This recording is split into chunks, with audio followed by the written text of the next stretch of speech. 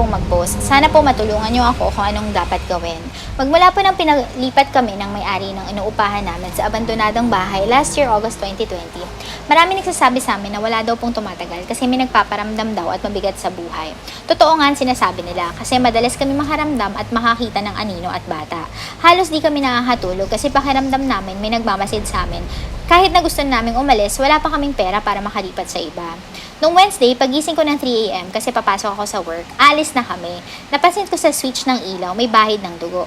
Nagtataka kami ng asawa ko kung saan galing. Binaliwala namin. Pag uwi namin ng 4 p.m., napansin ng anak ko sa terrace, yung sasaksakan ng kuryente, may dugo na naman. Tumutulo pa. Pinahanap ko sa asawa ko baka may dagalang na namatay sa taas ng kisame. Pero wala. Kahapon naman ng tanghali, nag-CR ang anak ko. Napansin na naman niya na may dugo din yung saksakan. Kaya di na kami makapaniwala sa nangyayari. Kakaiba na talaga. Pagtapos namin kumain, nagpainit ako ng tubig tapos nagsampay ako ng labahan. Inutusan ko yung anak ko na patayin yung kalan. Paglingon niya sa bandang CR, sigaw ng sigaw. Nanginginig sa takot. Tumakbo sa akin, hinatak niya ako. Mama, yung bata, nagpapahid ng dugo. Dali, wala siyang ulo. Dugoan daw ang katawan ng bata, kaya pinatawag ko na yung may-ari ng bahay. Di makapaniwala, pati siya nangingilabot pagpasok niya. Kaya ipapabless niya daw at insenso. Kaya gagawin namin ng paraan para makaalis na kami. Humihingi po kaya ng katarungan?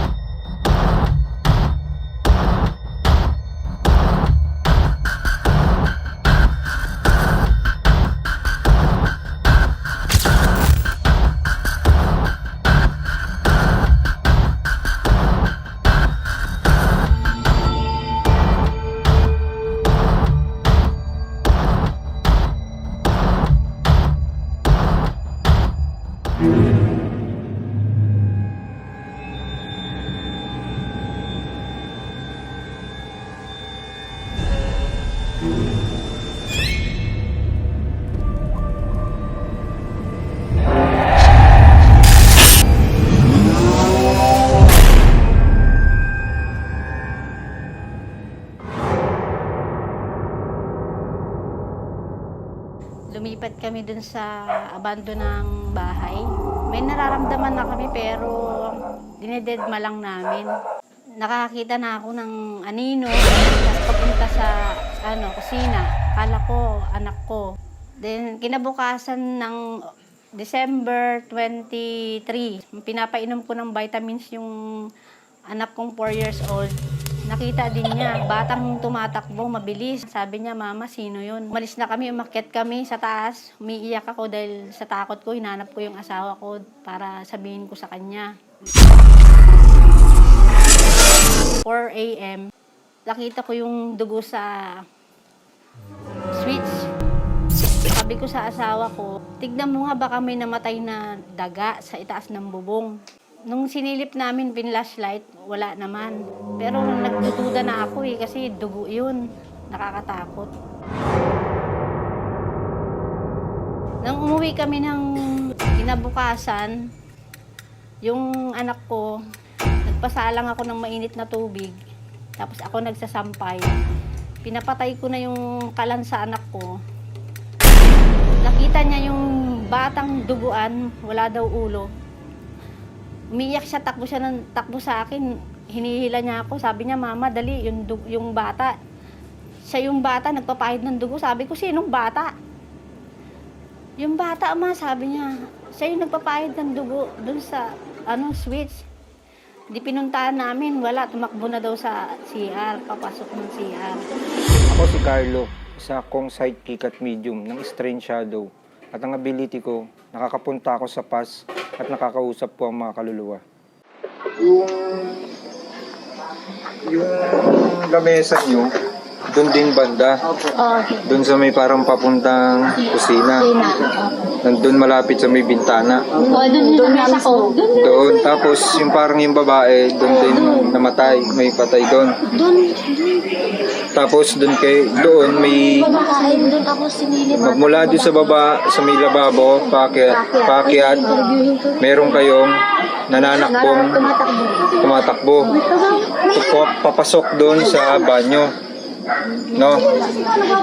Kasi parang pinupuntahan si nanay. Wala po ba kayong nararamdaman? Ha? Wala kayong nararamdaman na masakit? May sakit ako talaga. Nagpapagamot ako sa UST. Kaya lang itong lockdown, paano pagpagamot?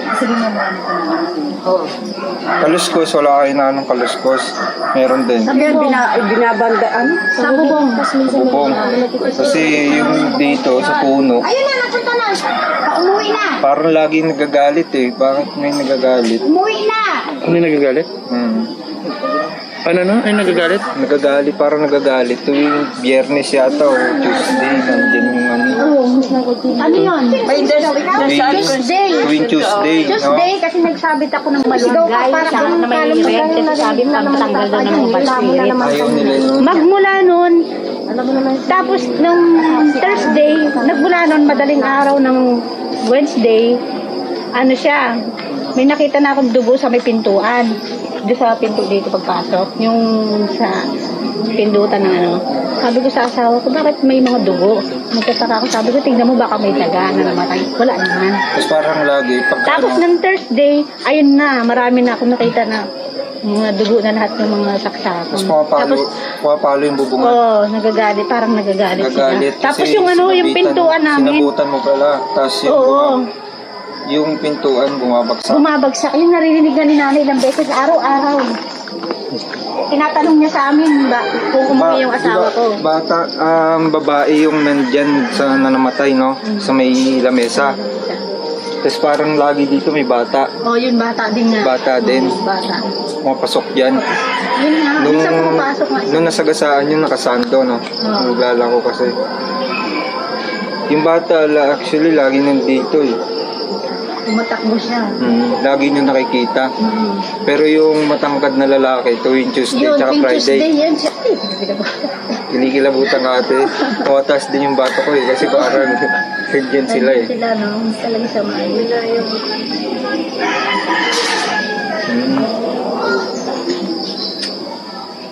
Lagi rin yung bata nandyan sa loob eh. Yung babae, mayroon ba kayong Pati babae? yung laruan ng anak ko, Nandyan. pinaglalaruan niya. Diyan Kaya yung minsan. anak, pag malis kami ng anak ko, iwan niya yung laruan niya doon sa may bangko. Ngayon, pagbalik namin, inayos niya yun eh. Pagbalik namin, pagbukas niya ng pinto, nagulat siya, sabi niya, Mas kayo. Mama, Para bakit hindi kayo usog? Sabi kita. niya, bakit In daw case. nausog? Bakit nausog daw yung laruan niya? Kasi yung kaluluwa ng bata, nandiyan pa. Kumbaga, nasagasaan kasi siya eh. Hindi niya pa ano yung ano niya, kaya nandito pa siya. Hindi pa siya makatawid. So dati na palang may tumira rito. No? Yung kwarto, mayroon siyang double deck dati. Diba may double deck si nanay? Yun. Doon din yung bata, nandun lagi. Tumatago siya doon. Yung kaya lagi, yun nga, di ba, nasabi ko kanina yung pagtagos sa may banyo. Tumatago siya doon na ano siya. Kasi parang papunta ron siya lagi sa kubeta. Daga, ang Tagusan yun yung daga. parang may Pag puno hiningin ko, makita ko yung daga. dating may puno dito. May puno ba doon? Saan si ate? May puno ba doon sa likod niya? Ah, meron po. Meron po. Yung pinaputol ko na lang pinaputol. Sa kanila yun. Doon banda sa may banyo, kaya nandun lagi yan takbo. Pinipilabutan talaga. Yung- Oh, doon siya nakita ng anak ko na tumakbo eh. Sa papuntang Kasi kubeta. may puno dyan na parang bumagsak eh. Tapos sinunog nyo. Sinunog. Yung ganun, no? Ilan na nandyan yan? Bata. Bata, tapos yung babae, tapos yung lamang lupang galing, kaya nagagalit kasi yung bahay niya yung nasira eh. Tapos kinakalampag lagi ito. Tapos yung Yung pintuan, pintuan, dinadabog niya talaga. nadabog. Baka mula nung nagsabit ako ng malunggay, kasi pampatanggal daw ng bad spirit, lagyan ko ng red na ribbon. May nabati na dito, Anak ko, madalas kami. nababate. Oo, nagpapatawag Kasi nagagalit siya eh, nagagalit. Ang anak ko, lalo na yung bunso ko, nagpapatawag siya palagi. Nagpapatawag ng mga. Yung dugo po na stain nandyan ba? Andiyan pa po. Sige. Nasa loob. Tsaka Sasama ka dito sa loob. Ito po unang-unang nakita. Ito po. Oh, okay. Tapos dito. Kasi So, ayaw niya to, ate. Ayaw niya na amoy nito. insenso. Gagamit siya. Ito. Sabi kasi mag-insenso. Kasi yung muling pahid na nakita na siya na naabutan niya na ginaganon, kaya sumigaw siya. Tapos tumakbo ng kubeta. Diyan po yung huling nakita ng anak ko na pinapahid na yung dugo. Tumakbo siya doon. Kasi pinatay niya yung kalan diyan. Pinapatay ko sa kanya doon ako nagsasampay. Tumakbo siya sa akin, iyak siya ng iyak dahil nga. Sabi niya, mama nakita ko yung andoon, dali. Inahila niya ako. Yung nagpapahid ng dugo, yung walang ulo daw, may mga dugo daw yung harap. Tapos tumakbo doon sa kubeta. Papasok ng kubeta. Dito dati yung lamesa. Dito yung kainan namin, Kainan. yung lamesa. Parang dito yung babae. Banda. Oo. Tama din. Dito. Kasi kanina ko pa ito nasisense. May lamesa. Oo. Tumumba siya sa parang... Minsan nga minsan nga magugulat ko may parang lakad na basa eh. Lakad na basa. Kasi yun yung sa babae galing. Parang dinugurin yung babae. Tama? Yung babae, parang bumaksak yung dito. Kaya pala tas yan inabot. Yung kalating katawan nasa ilalim. Yun namatay dito. Yun, tapos yung lagi nananakbo, madalas dyan mong gagaling. Dyan sa mong gagaling, pupunta siya dito. Sian. Pupunta dito, sisilipin lang si nanay. Sabi ko na nga. Sisilipin lang si nanay. Oo. Sisilipin niya si nanay. Sumisilip lagi si nanay. Diyos ko na. Kasi kaya may masama yung pakiramdam ni nanay. Oo, madami masama na. Kaya kinikilabutan ako kasi lahat nung kanina ko pang nasisense. Tama naman. Tapos diba may puno ng saging. Tapos masukal yung yun. Tapos yun nga, yung kanina ko pa nasabi sa sakyan. Sabi natin kay ate, tama naman bago sila magsalita. Sinabi ko na muna kung saan tapos yung nangyari. Tapos yung kita ko rito. May bata pa eh. Batang makulit. May batang makulit. Oo, dito minsan tatakbo siya. Nandito. Minsan tatakbo siya papunta doon. Batang makulit. Papunta dito. Kwarto yata ito eh. Ayan, kwarto namin. Minsan tatakbo siya dito. Kaya dyan kanila eh. Dito lagi ito. Nandito lagi.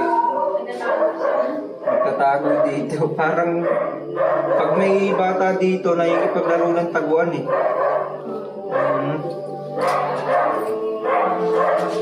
So dati kayo dito nakatira, no, te? So hindi nyo pa po ito napabless. Kaya ganun. Tapos pag may nilagay po kayo, nagagalit. Nagagalit siya. Mas talagang ayaw ayaw nung maitim na tao. Dahil parang mabigat niya din. Wala kang laging pumapasok ng drugs. Kasi Nahihirapan siya. ganun nga ako. Bali, tagusan kasi yung ginawa niyong pintuan. Ito, May nagsigawa ng may-ari. yung puno po yun yung pinakagalit din nila. Tapos tagusan dito. May puno. Di ba dito po yung puno dati? Ito may puno dito. Nandito. Ito yung pinutol. Yung pinutol. Yung pinutol dito. Minsan, umuusbong yung dahon. Yan. Kahit sinunog niya na, kasi buhay pa rin. Diyan, may puno dyan. Ano na siguro yun. Ito pa yung puno. Pinutol. Gagalit sila, pinutol nila yung bahay.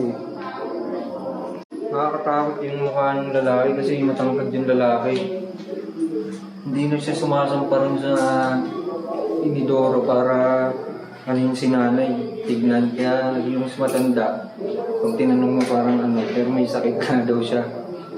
Gusto niya may sakit. Tapos nagagalit doon sa amoy ng insenso. Ito. Ayan. Ayaw nila niyan. Ayaw ng amoy neto. Kasi hindi yan dapat eh. Kaya ayaw kasi yung kahoy niya pa yung ginagamit sa kanya. Laging galit na galit, parang dito galit na galit, kaya nananap ko yung lalaki na yun. Hindi siya tao eh. Parang elemento na nanggaling sa puno. So, ilan na yun nandito? So, tatlo. Kasi yung babae, laging nandito yung babae. Hanggang doon kasi doon nga daw yung siya namatay sakto. Yung sinabi ko kanina, may lamesa, merong ano. Yun, namatay yung babae daw. Yun, bago ko naman sinabi ko may namatay. Sabi nga nila meron daw. Tapos yung bata na na-aksidente na namatay din. Kaya yung kaluluwa ng bata nandito pa. And itong mga dugon-dugo na yan, sino may kagawa niyan? Doon yan sa babae. Sa babae. Yung babae ditong namatay. Parang dinugo daw yung babae. Dinugo yung babae. Siguro kumapit siya din, makapit. Every Tuesday daw, tsaka Friday. Yun nga yung parang may nagdadabog dito. May nagdadabog yun kasi nagagalit. Ini-insensohan nila. Ngayon nga, pagka tumataas kasi yung kung ibig sabihin, nandito yun. Nandito sila? Ang binabanggit natin. Ilan yung nandito ngayon? Tatlo. Na nandito ngayon, yung nararamdaman mo? Yung isa nasa labas eh. Na nakatingin lang sa atin, tapos yung babae. Nandito, nandyan. Yung bata nandun. Lumabas. Nandito siya. Tumayo ulit yung balahibo ko. Ang senso dito, pagpunta nyo dyan, palit ako dito. Lumabas na. Pati yung nagtatayuan yung balano ko. Kasi, nakita ko siya, mga ganito kataas. Actually, naglalakad lang. Umanon dito. Maramak na magsada, maramak na magsada, maramak na magsada. Amen, amen, amen. Nandito lang po kami para tignan itong place na to. Hindi po kami manggugulo at wala po kami gagawin sa inyo. Ikakagalit nyo, pasintabi po. Kung sakaling nasasagi po namin kayo. Dahil po madalas hindi naman po namin kayo nakikita at hindi nila kayo nakikita. Sana po huwag kayo laging magalit at maging pasensyoso rin kayo kasi hindi namin kayo nakikita. Huwag niyo lang din sila laging takutin kasi hindi nila matiran yung bahay dahil sa ginagawa mo. Siguro mag-aalala na lang namin sila sa ginawa sa puno mo na naputol na lagi mong pinupuntahan para makabawi sa'yo. At huwag mo na lang sanang puntahan lagi si nanay. May sakit na siya kaya huwag mo na siyang palalain. Huwag mo sila laging takutin na natatakbo dito. Alam kong nagagalit ka ngayon na nandito rin kami, na nasipat namin yung site mo.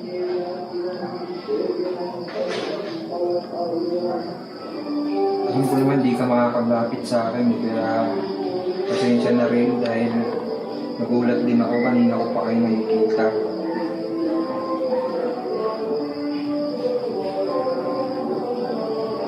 Siguro naman pag pinag-bless to, hindi ka magagalit at lilipat ka na lang ng ibang bahay mo. Maraming mang puno dyan.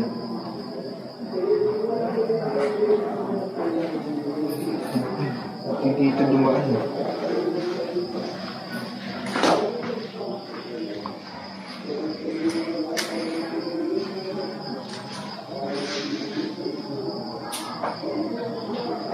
Kung dito siya, ito.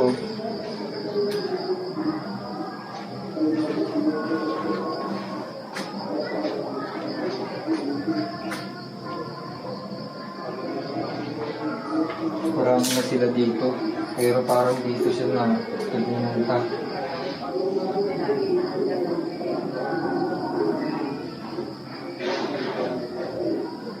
Hindi ko malaman kasi kung ano gusto mo pero alamin natin yan. Baka bumalik kami sa'yo para bigyan ka ng kasagutan sa gusto mong mangyari.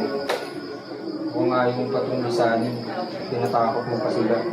Pati yung pintuan, dinadabog mo. Ayaw mo na may pintuan kasi hindi ka nakakatagos. Sa bagay, yung pintuan kasi isa lang. Ito lang yung pintuan. Pag may pintuan, hindi niya agad napapasok. Kaya niya inaano kasi may picture ni Jesus eh. Kaya niya ito laging pinapaingay. Ito yung laging umiingay. Yung pintuan na to.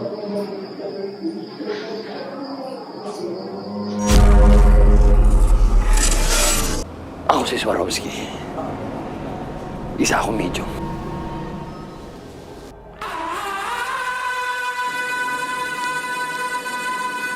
Nakakakita ako ng hindi dapat nakikita ng